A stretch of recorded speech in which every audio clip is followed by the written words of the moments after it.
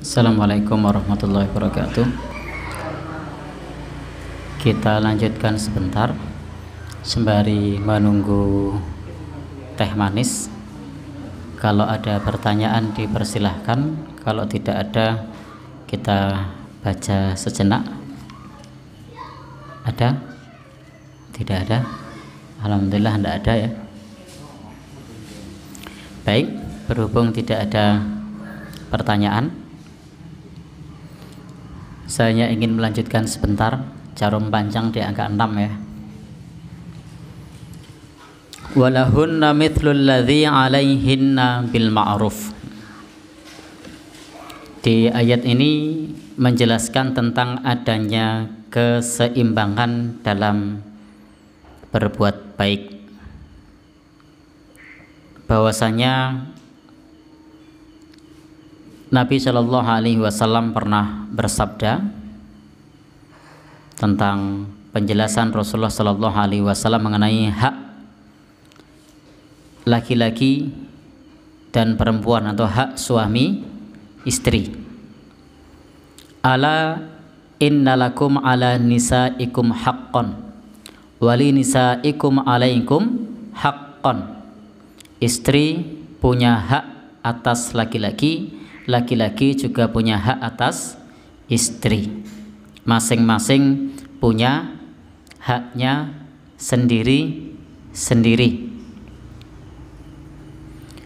Adapun hak kalian atas mereka, fahaqqukum alaihinna, maka hak kalian atas mereka adalah tidak memasukkan orang lain ke dalam rumah kalian, orang yang dibenci oleh suaminya. Maka tidak boleh bagi seorang istri memasukkan laki-laki yang dibenci oleh suaminya. Kalau tidak dibenci ya boleh. Contohnya apa? Saudaranya, adiknya, kakaknya, yang diizinkan. Tapi kalau kemudian dibenci atau tidak diizinkan masuk, maka hendaknya ikuti apa kata suami.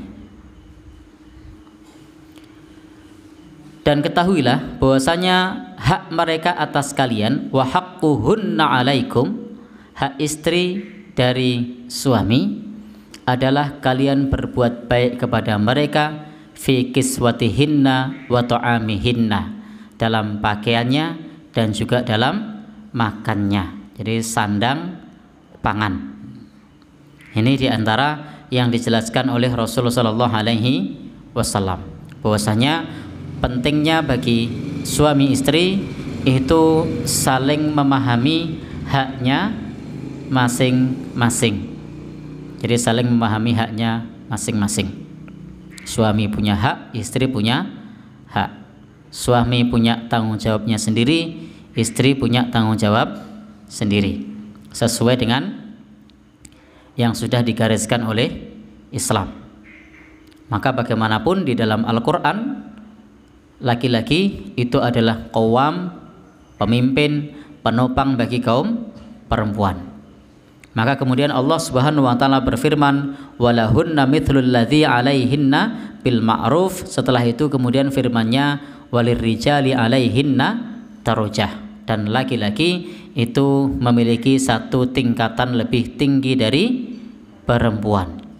Maksudnya satu tingkatan lebih tinggi dari perempuan. Tadi di awal sudah kita jelaskan, ini bukan dalam derajat kemuliaan.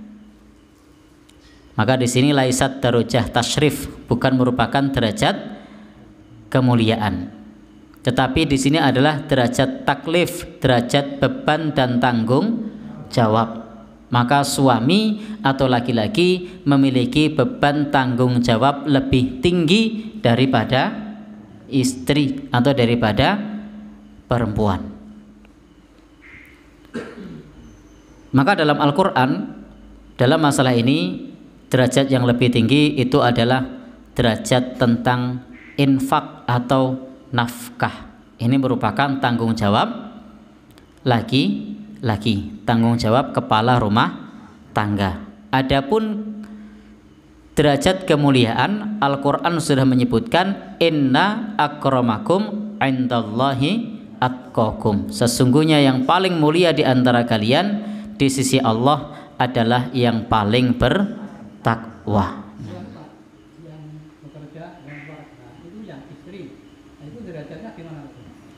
Ya, ini ada pertanyaan. Kalau yang bekerja dalam keluarga itu yang istri, itu bagaimana? Baik. Jadi prinsipnya laki-laki itu punya kewajiban memberi nafkah. Itu hukumnya wajib selama tidak ada uzur. Kalau ada uzur maka menjadi tidak wajib. Stroke misalnya, kewajibannya gugur karena ada penghalang. Apa penghalangnya? Stroke. Nah. Kemudian lagi apa? Suaminya depresi, hilang akal, maka juga tidak lagi ada kewajiban memberi nafkah karena terhalang adanya uzur. Kalau tidak ada uzur, maka memberi nafkah ini hukumnya adalah wajib, dan memberi nafkah itu sesuai dengan kemampuan. Bisa jadi pendapatan istrinya lebih banyak daripada pendapatan suami, tetapi bagaimanapun juga suami tetap dianjurkan, tetap wajib memberi nafkah kepada istrinya sebatas kemampuan, kecuali istri merelakan. Ya, gandeng ayah ki penghasilannya yora sepiro. Nah, aku njaluk izin saiki nanggung keluarga aku, jenengan ngomong nang omah piye. Kalau ada kerelaan dan pemimpinnya tetap laki-laki, monggo. Ini namanya dunia terbalik. Tetapi ingat, prinsip perempuan bekerja itu hukumnya tidak wajib, tidak sunnah. Jadi perempuan itu bekerja tidak wajib dan juga tidak sunnah, tetapi mubah, boleh jika diizinkan oleh suami. Kalau suami tidak mengizinkan, apapun pangkatnya, maka hukumnya tidak boleh bekerja karena tidak diizinkan oleh suami. Nah, maka kerja bagi kaum perempuan, bagi istri itu harus diizinkan oleh suami. Ini yang bersuami loh, kalau tidak bersuami lain cerita. Ya. Jadi kalau belum bersuami ya izin sama walinya, sama orang tuanya. Jadi begitu. Jika kemudian suaminya mengizinkan, maka pos pekerjaannya pun yang sesuai dengan karakter kaum perempuan. Karena itu Islam mengajarkan kepada kita keadilan gender, bukan persamaan gender. Jadi pekerjaan laki-laki dan perempuan itu punya kodrat yang berbeda. Jadi jangan menuntut persamaan, karena nanti kalau menuntut persamaan maka keindahan itu tidak ada lagi.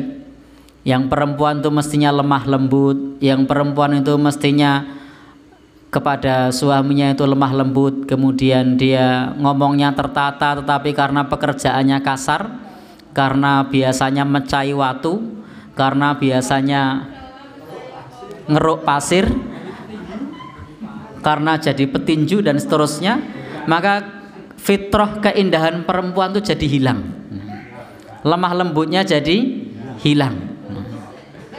Yang biasanya luwes kok jalannya tegap, biasanya ngomongnya lemah lembut kok sama suaminya ngomongnya aneh. Kopi sudah saya bikinkan, mah kaya wong nesu. Jadi ini tidak sesuai dengan kodrat perempuan, karena yang dianjurkan di dalam Islam itu keadilan, meletakkan sesuatu sesuai dengan kodratnya, sesuai dengan tempatnya. Kalau kemudian persamaan, maka jadinya seperti itu, ngerui pasir, mecahi watu, unduh-unduh, Nek unduh lombok ndak apa-apa, unduh kambil. Ya. Sehingga tidak seperti itu. Maka pos pekerjaan perempuan yang sesuai dengan kodrat perempuan, yang tidak membuka aurat, yang tidak menimbulkan fitnah. Nah, demikian yang bisa kita sampaikan pada kesempatan ini. Pada prinsipnya laki-laki dan perempuan itu punya tanggung jawab sesuai dengan porsinya masing-masing. Ibu dia mendidik putrinya, suami tanggung jawab nafkahnya, dan seterusnya untuk bisa dibahas bersama dalam keluarga. Apakah suami mengizinkan atau tidak? Adakah kerelaan di antara mereka satu sama lainnya untuk kemudian berbagi tugas, ataukah justru malah suaminya mengatakan kepada istrinya untuk tidak bekerja, biar semua ditanggung oleh suaminya, dan seterusnya. Maka itu yang terpenting adalah tidak melanggar kodratnya sebagai kaum perempuan. Kalau misalnya istrinya diizinkan bekerja dan pada pos yang tidak menimbulkan fitnah, apalagi yang kemudian bisa menimbulkan keretakan rumah tangga. Billahi taufik wal hidayah. Wassalamualaikum warahmatullahi wabarakatuh. Subhanakallahumma wa bihamdika asyhadu an la ilaha illa anta astaghfiruka wa atubu ilaik. Wassalamualaikum warahmatullahi wabarakatuh. Sebenarnya harus kita kembalikan kepada hukum awal. Hukum awal ini adalah tanggung jawab suami. Tetapi kalau kemudian suami sudah mengizinkan, ada kerelaan dari pihak istri untuk bekerja, maka di sini konteksnya ketika bekerja itu untuk apa? Kalau bekerja itu untuk keluarga, untuk masak dan lain sebagainya, maka dicampur pun tidak masalah. Nah, tetapi tadi kalau kemudian suaminya lalai dari tanggung jawab, nah, dia tidak bekerja, tidak ngapa-ngapain, istrinya yang bekerja kok dia ikut makan, zalim itu. Ya, bahkan sehat. Nah, jadi konteks zalim itu ketika suaminya tidak bekerja dalam keadaan lalai. Tapi kalau tadi sudah dengan kerelaan istrinya, kemudian suaminya juga mengizinkan, dan di situ sudah sama-sama paham, maka di sini tercampur pun tidak masalah. Suaminya makan dari hasil istrinya, istri makan dari hasil suami, tidak jadi soal. Karena yang namanya berumah tangga itu ada hubungan kerja sama, ada hubungan timbal balik. Nah, kecuali tadi suaminya sehat, suaminya kuat, tapi suaminya lalai yang bekerja dan mencari nafkah istrinya, maka ini zalim. Nah, jadi harus dipilah, jangan sampai kemudian setiap ada istri bekerja lalu istrinya mengatakan ora oleh mangan hasilku. Gula dewe misalnya. Padahal suaminya juga bekerja, padahal suaminya juga bertanggung jawab. Nah, tidak ada kezaliman di situ. Nah, tetapi kalau tadi suaminya tidak bekerja, suaminya tidak mencari nafkah, padahal suaminya sehat, suaminya kuat, suaminya mampu, kok dia memanfaatkan istrinya. Nah, maka jelas ini adalah kezaliman yang nyata. Allah alam bisawab.